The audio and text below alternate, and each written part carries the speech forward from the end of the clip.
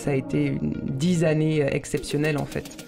Et moi j'avais pris cette voie-là justement d'avant de faire des enfants pour faire des enfants et d'être maman parce que la société dit qu'il faut avoir des enfants pour reconstruire une famille. Entre 24 et 30 ans, j'ai eu cette chance, quoi. Enfin, incroyable.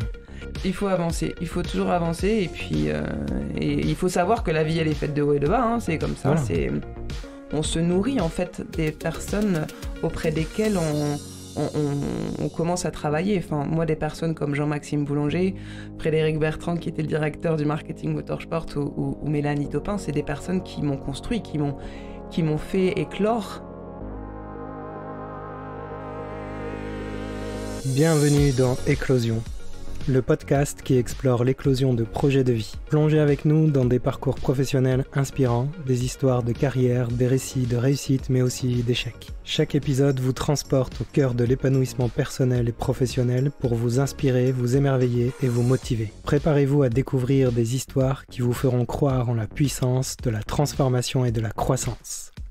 Bienvenue dans le monde d'Éclosion.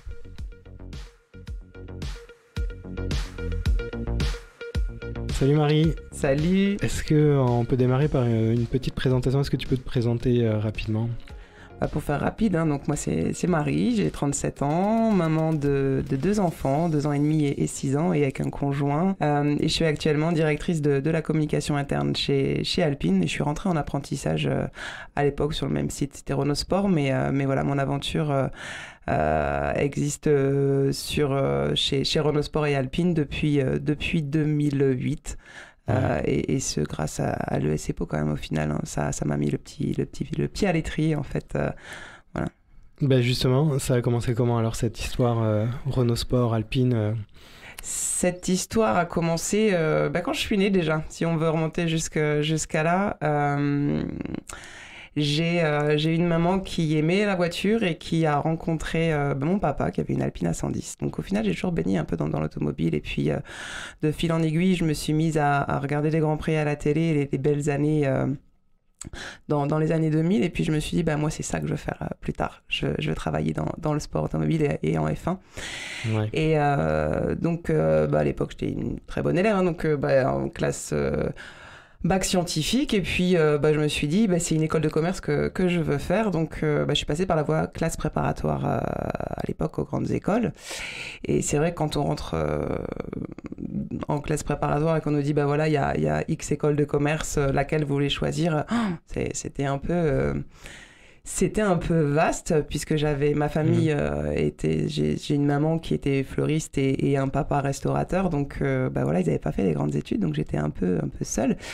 Et puis je me suis dit mais oui, je veux travailler en F1, je veux faire une école de commerce, mais il faut que j'allie les deux et que je trouve les clés pour justement réussir mon projet et me construire mon carnet d'adresse, puisque j'avais aucun contact dans le sport automobile. Et je me suis dit, le ES-EPO.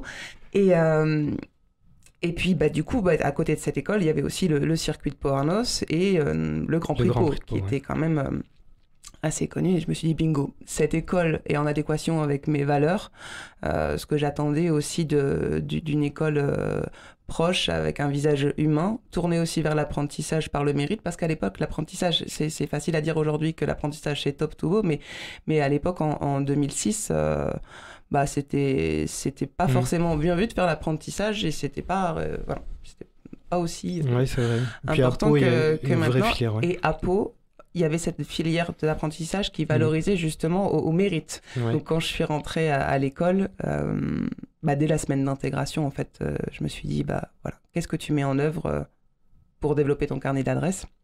Et très rapidement, on avait une bonne promo. De toute façon, on est tous des belles promos, mais voilà, on s'est dit avec le BDE, pourquoi pas lancer une section auto. Je dis Marie, c'est à toi d'aller de l'avant, quoi. Et puis va voir le circuit de Pau-Arnos. Et de fil en aiguille, du coup j'ai eu une offre de stage au circuit de Pau-Arnos. Alors je sais pas si je peux le dire là, mais oui, parce actuellement, que t'as grugé mais en fait j'ai grugé, parce que normalement en première année on est censé partir à l'étranger. Ouais. Et moi, je voulais pas aller perdre mon temps à l'étranger parce que j'avais... Ton projet, c'était pas ça. Mon projet se concrétisait justement avec cette offre de stage au circuit de Pau Arnos. Alors certes, c'est un circuit pas de rang 1, mais ça me permettait de mettre un pied dans le sport auto. Et j'ai eu le culot d'aller voir le directeur de l'école à l'époque en disant, voilà, j'ai été major de promo. Voilà, la première de la classe, voilà. Mais bon, bref. et ouais, je lui ai dit, voilà, j'ai mon projet, vous le saviez. En fait, quand je suis rentrée à l'école, j'ai été transparente, que ce soit au moment des oraux et toute la première année. J'ai ce projet-là, j'ai cette opportunité-là. Maintenant, vous acceptez que je fasse mon stage ici et non à l'étranger, ou alors je m'en vais. Bingo. Et ils ont accepté. Je crois qu'on est très peu à ne pas être parti à l'étranger la première année, mais voilà, et j'en serais reconnaissant parce que voilà, c'était le projet académique n'était pas celui-là, c'était de faire partir tous les étudiants à l'étranger à la première année. Donc je suis la seule de ma promo à être restée en France, mais j'ai passé 6 mois en fait au circuit de Pau Arnos. Alors oui, avant des stages de pilotage, alors c'était pas la F1, hein. Et puis donc à l'époque c'était Jean-Christophe Canavisio qui gérait le circuit de Pau Arnos. Et puis voilà, je mettais la main à la pâte et c'est vrai que du coup, il m'a dit, tu sais quoi, ton apprentissage, si tu veux, tu peux le faire au circuit de Pau Arnos. Au mois de mars, il me semble, une offre d'apprentissage tombe de chez Renault Sport pour être assistant chef de produit compétition. Et là, tous les étudiants se retournent vers moi, enfin toute ma promo me disent mais postule. Donc j'étais la seule nana à postuler face à mes 50 autres collègues de promo. Et puis c'est ce qui a fait la différence en fait. C'est d'avoir eu cette expérience de 6 mois, presque 8 même, au circuit de Pau Arnos, et qui a fait que lors de l'entretien, en fait, à l'époque, avec Jean-Maxime Boulanger, qui était chef de produit compétition, donc pour moi, je le voyais, c'était quelqu'un... Voilà, au final, quand j'ai vu qu'il était jeune aussi, et que c'est marrant, parce que dès l'époque, j'avais fait un entretien par téléphone, mais...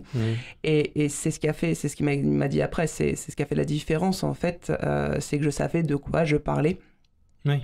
Et qu'il y avait une cohérence dans mon parcours et c'était pas juste travailler en F1 pour travailler en F1 quoi, ou en sport auto parce que là c'était en plus la porte de Renault Sport, la partie compétition client et la partie véhicule de série et puis j'ai eu cette offre d'apprentissage, donc j'ai débuté comme ça en tant qu'assistante chef de produit compétition et j'ai très vite fait mes preuves et au final alors c'est marrant, le parcours est jalonné d'opportunités.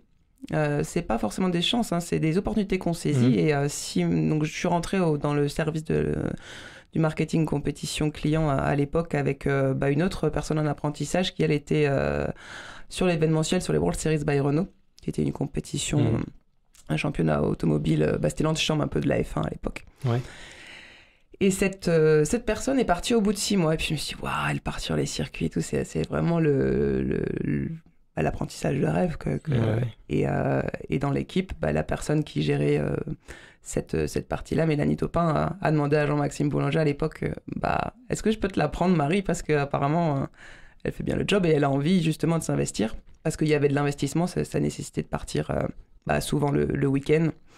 Voilà. Parce que les courses c'est le week-end. Le week-end, donc du coup c'est comme ça où j'ai mis mon pied à l'étrier en sport auto et là ça a été 10 années exceptionnelles en fait, d'aventure humaine, de passion partagée, d'être sur les circuits, d'organiser des événements où on accueillait en moyenne 80-100 000 spectateurs sur le Hungaroring. On est même allé jusqu'à Moscou. Et là, pour situer, t'as quel âge à ce moment-là? Et là, à ce moment-là, j'ai même pas 30 ans.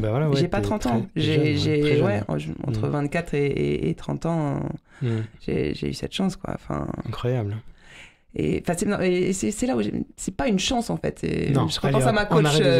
On arrête de dire chance, c'est l'opportunité, je l'ai saisie. Ouais. Et j'ai trimé, et avec mon conjoint déjà qui était à mes côtés. C'était des concessions aussi. Mais voilà, on avait chacun cet objectif de réussir aussi professionnellement avant de se construire personnellement. Et moi, j'avais pris cette voie-là, justement, d'avant de faire des enfants pour faire des enfants et d'être maman, parce que la société dit qu'il faut avoir des enfants pour reconstruire une famille. Voilà, moi, chaque chose en son temps, et c'est vrai qu'en plus, malheureusement, j'avais une maman qui a été atteinte du cancer, et voilà, je m'étais fixé mes priorités. Et ma priorité numéro 1, c'était de réussir moi. Bien sûr. De 2, d'avoir du temps à passer avec ma maman avant qu'elle parte. Ouais. Et puis le reste, on voyait après, quoi. Bien sûr, évidemment. Mais du coup, j'avais une question à savoir si tu as sacrifié des choses pour réussir. Mais en fait, non, tu n'as pas sacrifié des choses pour réussir. C'est juste que tu t'es dit, voilà, moi, je veux faire ça. J'ai des opportunités à saisir, je les saisis. Puis au fur et à mesure, on verra comment ça se passe. Et puis...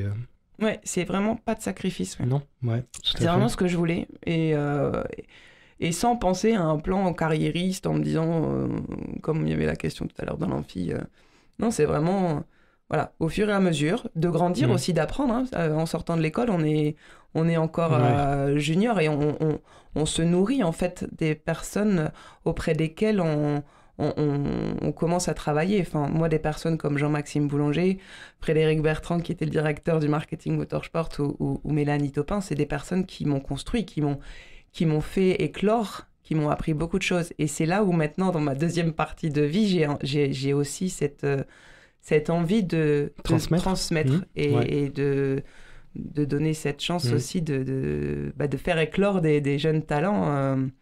Parce que l'ESCPO me l'a permis aussi, parce que dans l'apprentissage aussi qu'on a dû à l'ESCPO, c'est ces valeurs qui étaient déjà dès l'époque transmises. Bah, bien sûr, ça fait partie de notre ADN, oui. Donc, c'est clair.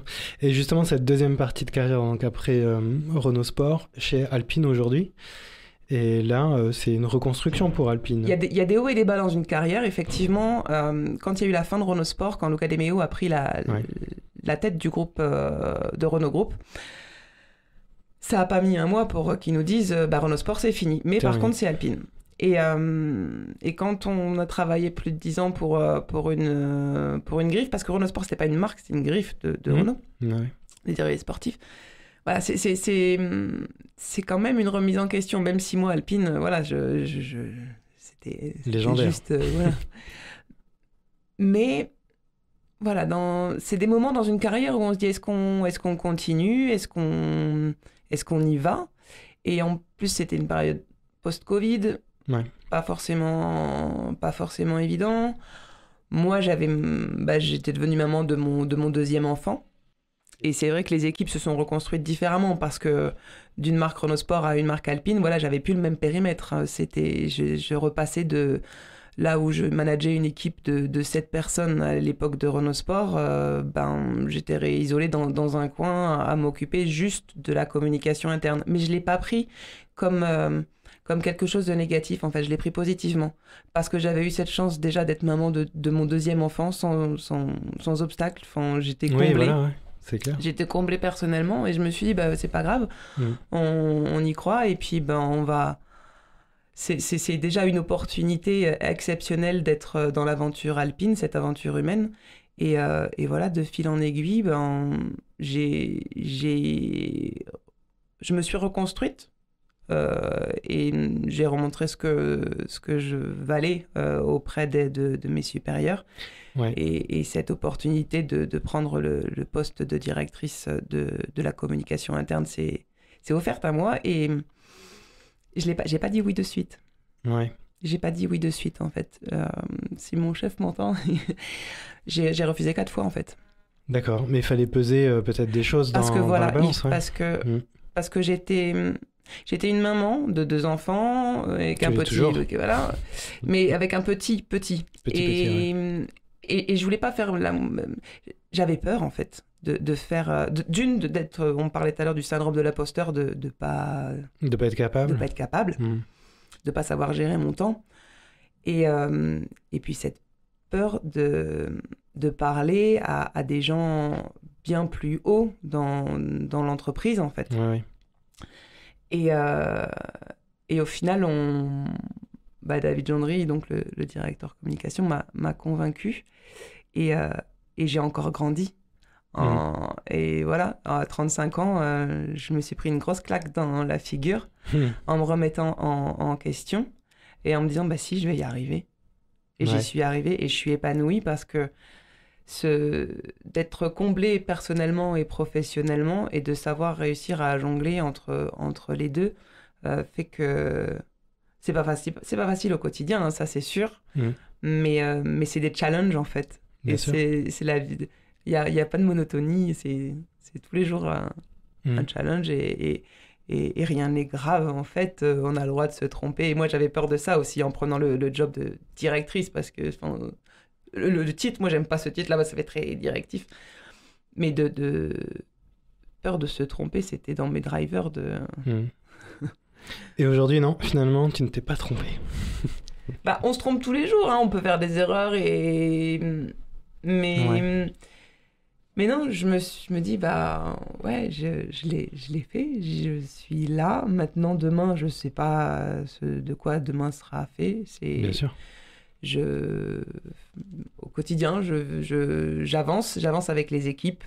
La com interne est vraiment un secteur, un domaine de la communication que j'ai découvert et qui est juste... humainement parlant, tellement enrichissant. C'est ce que j'allais dire, tu es plus proche des équipes et il faut vraiment communiquer les valeurs de la marque. Ouais, et on est proche des collègues. Alors c'est vrai que sur certains sites, ils sont plus loin que sur d'autres, mais voilà, c'est vraiment un domaine